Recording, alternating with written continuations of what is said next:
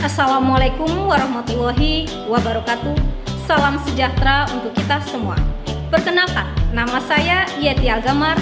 Saya guru biologi SMA Maitra Wira Palembang, sekaligus mahasiswa PPG dalam jabatan kategori 1 tahun 2022 LPTK Universitas Muhammadiyah Palembang. Pada hari ini, tanggal 5 Oktober tahun 2022, saya akan mempraktekkan uji kinerja saya di SMA Maitra Wira Palembang. Berikut video uji kinerja praktik mengajar saya. Selamat menyaksikan.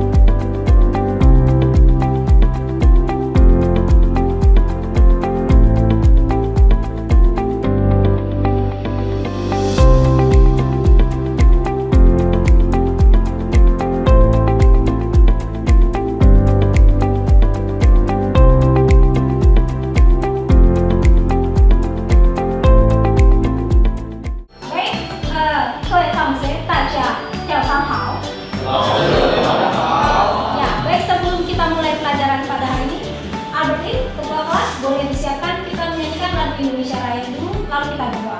Indonesia, tanah airku, tanah tumpah darahku. Indonesia yang merdeka, merdeka, tanahku, negeriku yang ku cinta. Indonesia yang merdeka, merdeka, hiduplah Indonesia Raya. Tegak, gerak. 各位朋友，我们一起祷告，祷告开始。恳祈老母大慈大悲弥勒祖师慈悲，请您降临开社会，让大同世界人间基督早日实现。祷告完毕，谢谢老母慈悲。敬礼，叶丽老师好。大家好，大家请坐。谢谢叶丽老师。 Hari ini siapa yang tidak masuk? Ya, Robert? Darwin, Jody, Livia, Angelika, Egon, dan Agito. Kemana teman kalian yang 6 itu? Mereka pergi ke IQ. Oke, ya, tes IQ ya. Baik, berarti 6 orang yang tidak masuk hari ini ya. Ya, tidak apa-apa. Hari ini tanggal berapa ya? Hari ini ya, hari berapa? Rabu tanggal 5 Oktober 2022 langsung. Oh, tanggal 5 Oktober hari Rabu ya, tahun 2022. Baik, hari ini kita ya akan belajar biologi lagi ya dengan materi yang berbeda. Masih tetap materinya asik ya. Kalau belajar biologi itu harus semangat ya karena berhubungan dengan makhluk hidup. Nah, sebelum kita mulai belajar ya, saya mau ngecek dulu nih semuanya bukunya dibawa atau enggak. Coba dikeluarin bukunya ada atau enggak? Coba dikeluarin dulu, HP-nya boleh dikeluarin. Bukunya diambil, boleh diambil dulu bukunya. Ya, bukunya sudah dikeluarkan semua. Coba dicek dulu kelengkapan bajunya, ya rapi duduknya, ya. Kemudian sifat duduknya juga. Karena kalau misalnya sifat duduk kalian baik, berarti kalian sudah siap menerima pelajaran pada hari ini. Ya. Oke, baik, sebelum kita mulai pelajaran pada hari ini, ada baiknya kita yel dulu. Oke, siapa yang mau pimpin yel? Angkat tangan. Wah, Albert lagi. Oke, silakan Albert. Cili. Nanti kalau yel harus semangat ya suaranya. Ayo Guli.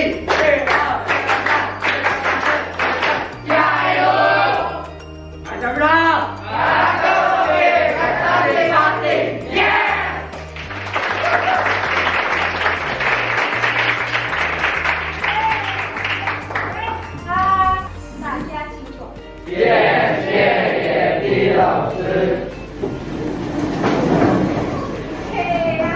Baik, semoga semangat sekali sudah yel-yelnya ya, suaranya sampai lantang tua gitu ya. Untuk hari ini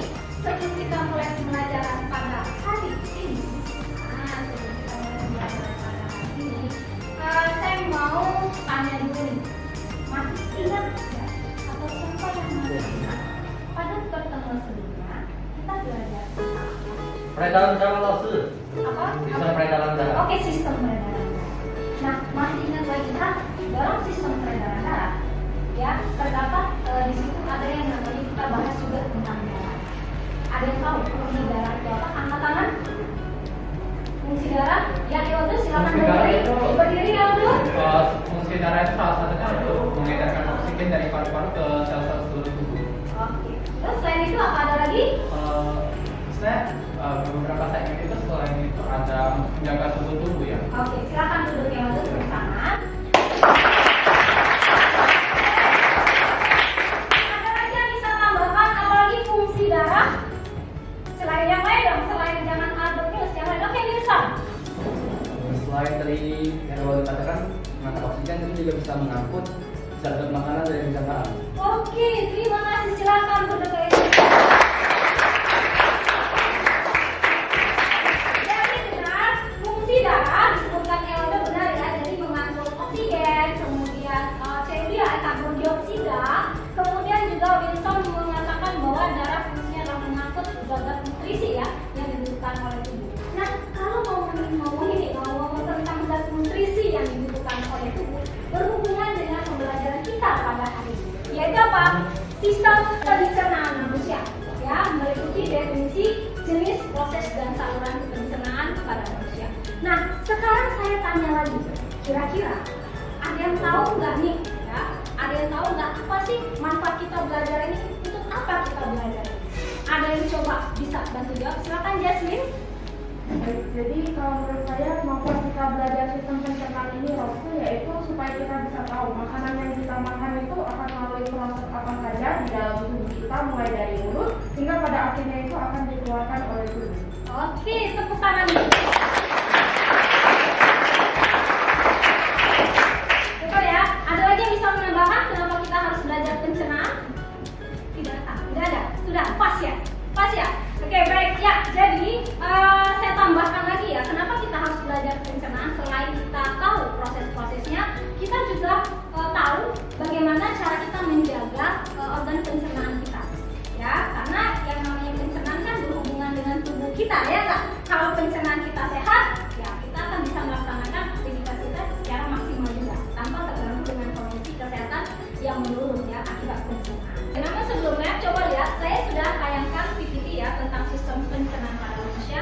Saya akan sampaikan dulu nih tujuan pembelajaran kita apa pada hari ini, kemudian apa sih yang ingin dicapai.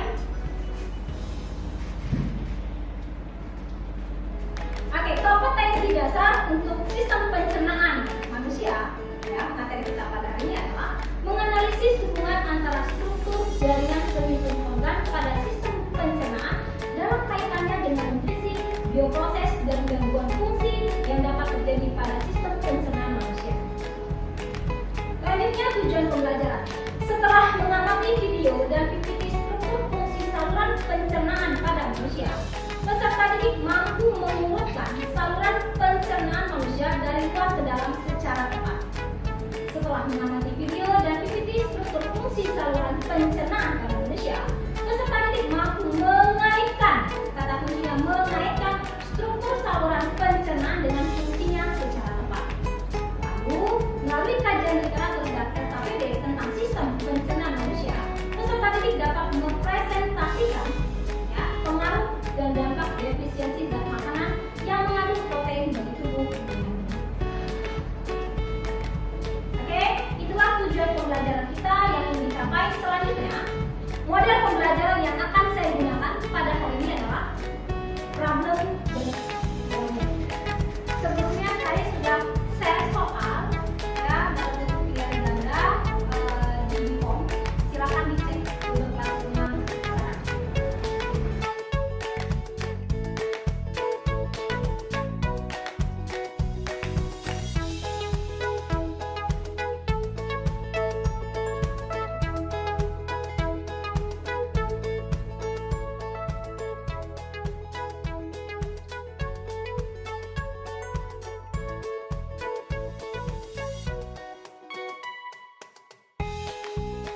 Baik, sudah dikerjakan semua soalnya?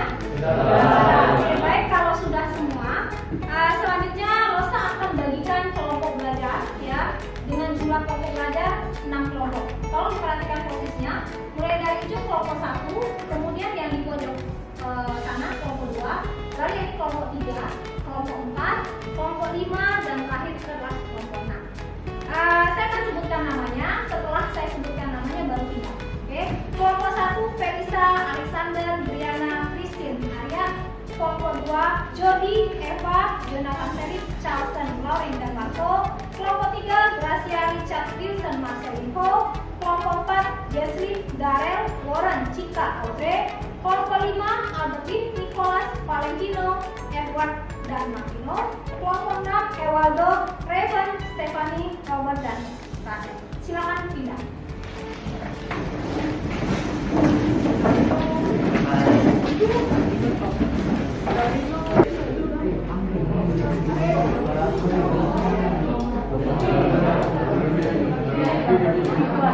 Baik, sudah berada di kelompoknya masing-masing.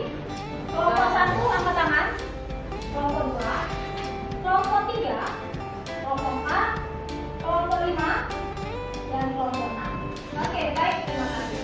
Nah, selanjutnya Yeti Lawase akan bagikan lembar kerja ya. Nah, lembar kerja ini nanti kalian diskusikan dengan teman sekelompoknya. Baik, saya mulai bagikan sekarang.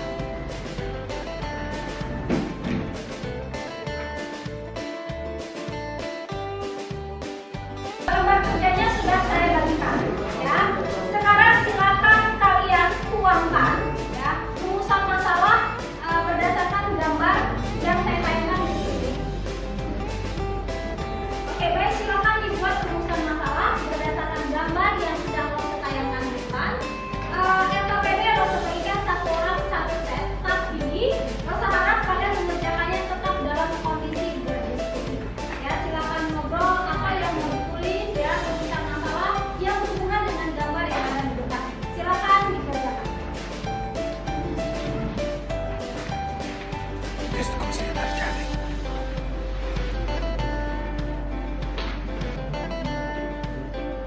Baik, pada lembar kerja saya sudah siapkan beberapa pertanyaan, kurang lebih ada 4-5 pertanyaan. Jika kalian sudah mengerjakan pada bagian yang pertama, silakan kalian lanjutkan mengerjakannya sampai di soal yang terakhir. Saya ingatkan lagi, silakan berdiskusi ya, bukan mengerjakan sendiri-sendiri. Nah, untuk pertanyaan-pertanyaan berikutnya, tolong perhatikan video yang akan saya tayangkan di depan ini yang berhubungan dengan pengerjaan LKPD yang telah kalau sebagian kepada kalian. Silakan disimak.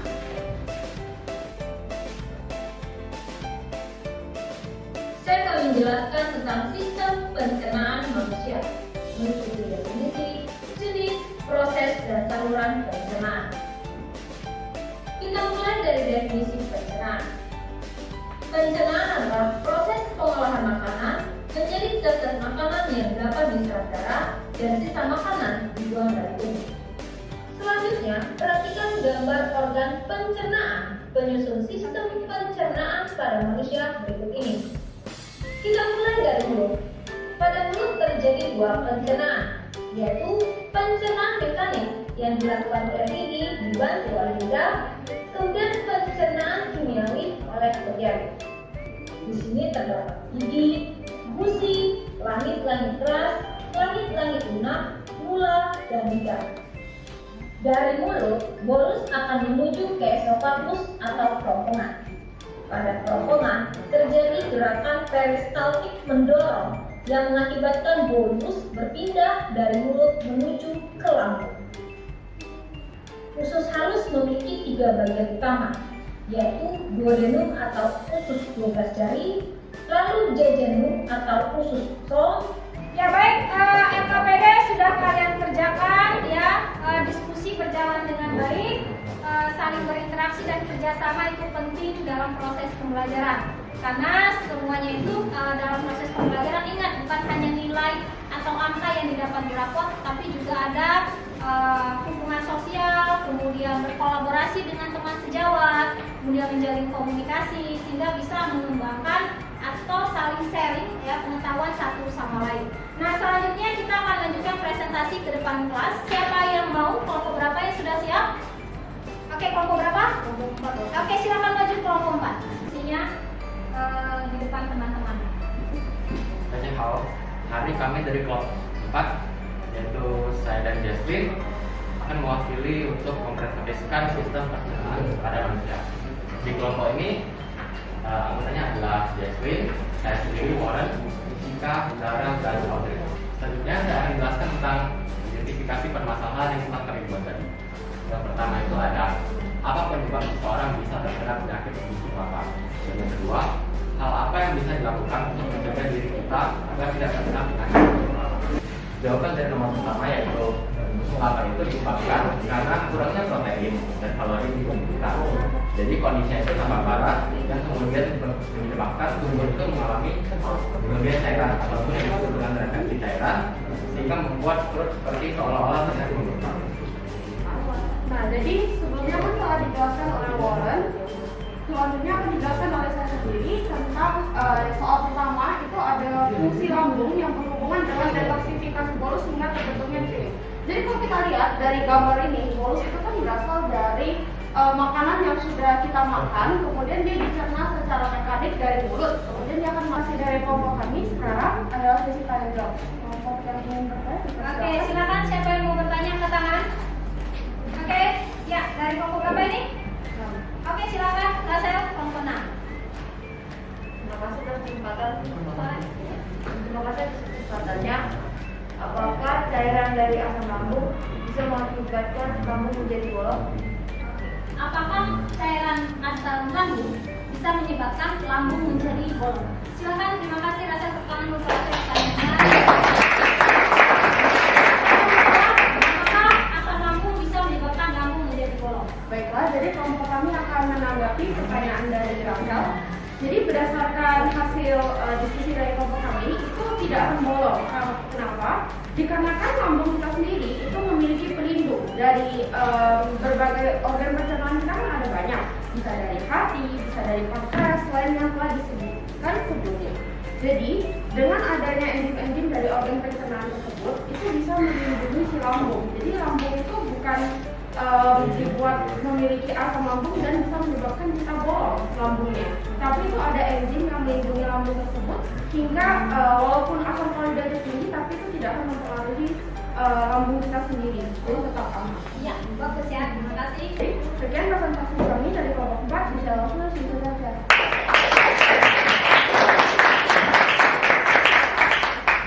Selanjutnya kelompok apa lagi yang mau presentasi itu kelompok berapa itu? Kelompok 2. Oke, silakan lanjut kelompok 2. Halo teman-teman semuanya, perkenalkan nama saya Jonathan Felix dari kelompok 2. Jadi saya dan Evangeline di kelompok 2. Nah, penyakit yang diderita pada gambar tersebut adalah busuk lapar. Busuk lapar sendiri merupakan jenis kondisi malnutrisi yang ditandai dengan kekurangan kalori yang parah. Kondisi ini menyebabkan Fungsi lambung yang berhubungan dengan detoksifikasi bolus hingga terbentuknya cime. Kim. Ya, terbentuknya Kim, bukan Cime, tapi Kim. Oke, Ya. terima kasih. Oke, lanjut. Saya Gracia, perwakilan dari kelompok 3 ingin bertanya, apa yang terjadi pada air saat berada di dalam lambung dan bertemu dengan asam lambung? Oke, apa yang terjadi pada air saat bertemu dengan asam lambung di dalam lambung? Apakah bisa dijawab? Boleh? Oke, silakan. Alberti mau bantu jawab. Coba didengar dulu kelompok penyaji.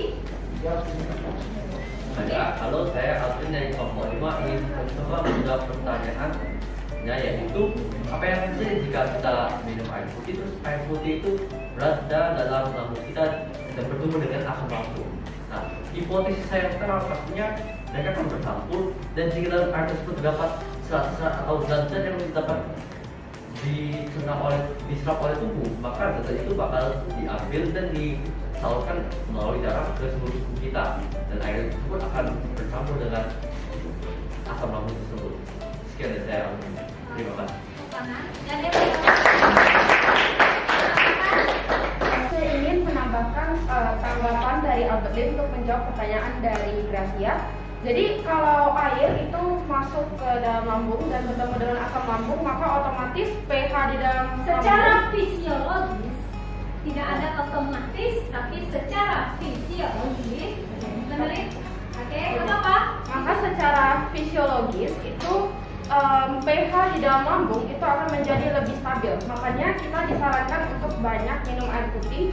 Tujuannya itu supaya pH di dalam tubuh kita itu bisa menjadi lebih stabil. Oke, terima kasih. Selamat pagi semuanya. Kami saya dan Richard perwakilan dari kelompok 4. Hari ini kami akan mempresentasikan hasil kerja kami mengenai sistem pencernaan manusia.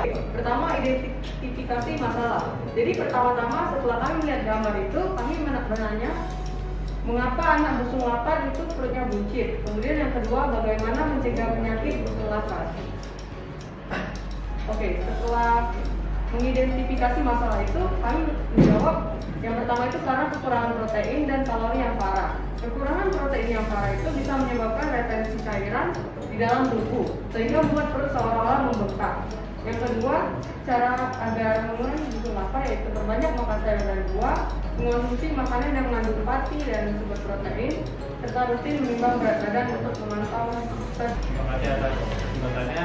Saya mewakili kelompok saya ingin bertanya, organ pencernaan bagaimanakah yang akan terkena dampak paling parah apabila kita mengonsumsi makanan yang mengandung borak dan formalin. Oke, jadi saya ingin menanggapi pertanyaan dari Darul itu, apa organ tubuh yang paling berbahaya saat Paling rentan mendapatkan dampak negatif ketika kita mengonsumsi makanan yang mengandung borax ataupun formalin. Jadi salah satunya itu dapat merusak fungsi hati dan juga ginjal, bahkan dapat memicu kanker. Oke, tepuk tangan dulu.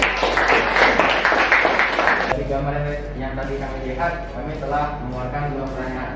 Yang pertama adalah mengapa busung lapar bisa terjadi, dan yang kedua adalah apa pengobatan yang bisa dilakukan jika kita terdampak busung lapar.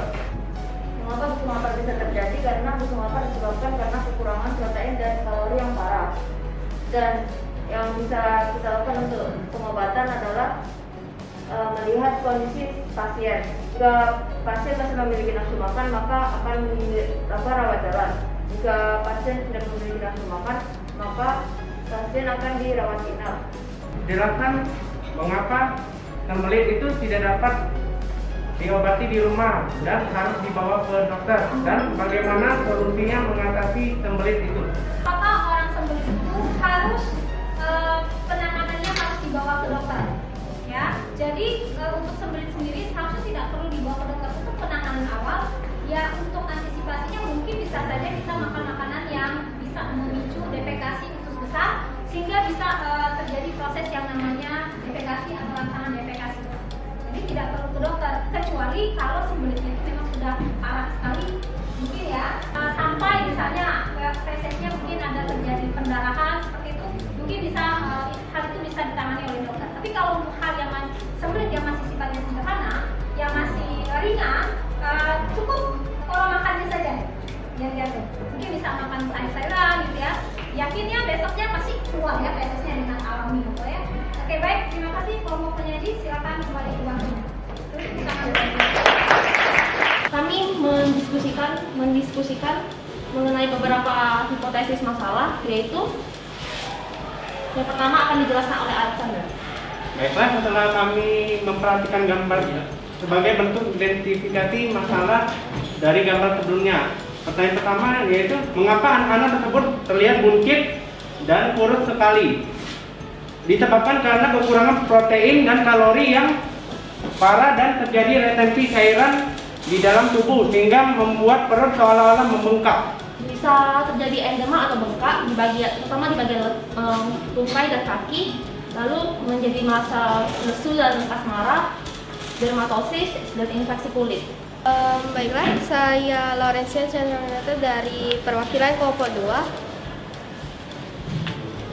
Pertanyaan saya, selain usus halus dan usus besar kan ada yang namanya usus buntu.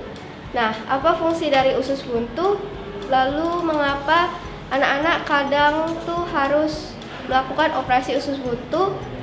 Dan mengapa terkadang makanan yang sedang dicerna oleh sistem pencernaan dapat masuk ke dalam usus buntu?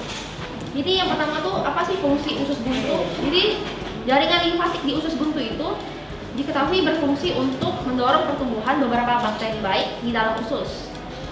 Nah, lalu adanya Lalu mengapa anak-anak tuh sering terjadi usus buntu? Karena adanya penyumbatan yang terjadi di lapisan usus buntu, sehingga bakteri dapat berkembang biak dengan cepat yang akhirnya menyebabkan appendix menjadi meradang. Lanjut dari sini ke sini, yaitu jelaskan keterikatan hubungan tujuan fisiologis antara pencernaan mekanik beserta dan juga pencernaan kimiawi. Nah, selama proses pencernaan mekanik ini, yang mana menggerakkan gigi dan otot lambung memecah makanan sehingga makanan menjadi lebih mudah diserap. Sedangkan dalam proses kimiawi itu sendiri merupakan proses penyerapan nutrisi makanan ke dalam tubuh. Baiklah, jelaskan apa yang terjadi jika pencernaan makanan baik secara mekanik ataupun kimiawi itu tidak berlangsung secara optimal. Maka yang pertama pastinya jika pencernaan mekanik itu tidak berlangsung secara optimal, pencernaan kimiawi juga akan secara fisiologis terganggu. Alhasil bolus makanan yang tidak dapat dicerna itu tidak akan menjadi kim secara optimal. Hal ini juga membuat penyerapan zat-zat dari kim tersebut menuju tubuhnya itu menjadi tidak maksimal. Terima kasih atas kesempatannya. Saya Rachel dari kelompok 6. Apakah penyakit radang usus bisa menyebabkan kematian? Jawabannya itu tergantung radang ususnya itu separah apa. Sama seperti kebanyakan penyakit-penyakit yang lainnya. Maka sebagian para penyakit tersebut semakin tinggi kesempatan untuk penderita penyakit tersebut akan mati. Jadi balik lagi kepada seberapa parah penyakit radang usus ini terhadap penderita penyakit ini. Semua kelompok ini sudah maju, sudah melakukan presentasi. Ya, selanjutnya kita akan ambil kesimpulan ya dari pertanyaan-pertanyaan yang saya ajukan di LKPD tersebut. Ini coba yang A kita ulangi lagi apa ini? Satu orang saja bisa gambar satu orang. Oke, silakan Richard. A mulut. Oke, berdiri. Oke, coba bisa Richard, boleh? A mulut, B kerongkongan, C lambung, D usus besar, usus halus, F rektum, G anus. G anus dan F rektum G anus. Oke, terima kasih. Saya juga bertanya kepada kalian tadi, apa sih hubungan atau keterkaitan antara pencernaan mekanik dan kimiawi? Bahwa kalau yang namanya pencernaan mekanik tidak terjadi secara sempurna, maka pencernaan kimiawi juga tidak akan terjadi secara sempurna. Akhirnya apa? Akhirnya penyerapan nutrisi oleh tubuh juga tidak optimal. Itu hubungan keterkaitan antara pencernaan mekanik dan kimiawi. Betul ya? Ada yang bisa bantu kesimpulan? Ada yang mau berkesimpulan? Ada yang mau bisa bantu? Oke, ya Jasmine. Jadi untuk kesimpulannya, bolus yang sudah berasal dari mulut kita itu akan didetoksifikasi di lambung dengan menggunakan klorida atau yang kita kenal dengan HCl. Oke, terima kasih. Saya bantu ambil kesimpulan lagi mengapa bisa terserap. Kemungkinan yang terjadi adalah bahwa yang bolus sendiri bisa saja dia masuknya ke dalam saluran pernafasan sehingga membuat secara refleks epiglotis mendorong yang namanya si bolus tadi sehingga dia kembali lagi ke arah saluran pernafasan sehingga terjadilah yang namanya kasusnya tersedak, gitu ya. Oke, selanjutnya yang terakhir adalah apa yang akan terjadi jika pencernaan mekanik, jika pencernaan baik secara mekanik dan maupun kimiawi tidak berlangsung secara optimal. Tadi sudah terjawab, maka apa yang terjadi adalah pencernaan bahan makanan atau pencernaan nutrisi tidak akan terjadi secara maksimal oleh tubuh. Oke, baik, kelompok penyaji sudah selesai. Untuk semua yang presentasi saya ucapkan terima kasih dan saatnya saya akan memberikan penghargaan. Kalau misalnya dilihat dari teman yang presentasi, siapa dari kalian atau kalian punya pendapat gak siapa yang kelompok yang berhak mendapatkan penghargaan? Siapa yang paling depan? Oke, tapi yang Tilose punya pilihan sendiri. Mohon maaf ya Bapak ya, secara objektif saya memilih kelompok 5 yang menjadi kelompok yang mendapatkan poin terbesar untuk presentasi atau belajar kita pada hari ini.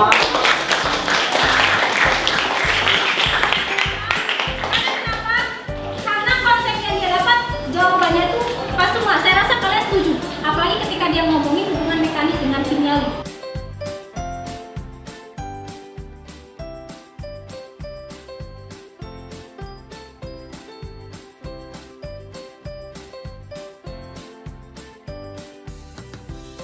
Baik, sampai di sini ada yang mau ditanyakan? Tidak ada? Jelas ya? Oke, kalau tidak ada, saya informasikan untuk materi berikutnya kita akan belajar tentang sistem pernapasan. Kemudian satu tugas untuk kalian adalah nanti mempersiapkan satu artikel, masing-masing satu artikel, nah satu kelompok satu artikel tentang kelainan-kelainan yang berhubungan dengan pencernaan selain tadi yang disebutkan adalah appendix. Sekian materi kita pada hari ini. Terima kasih atas reaksi dan aktivitas belajar yang aktif. Sampai ketemu pada pertemuan pembelajaran berikutnya. Sesi tasya. Ketua kelas. 起立，敬礼，敬礼。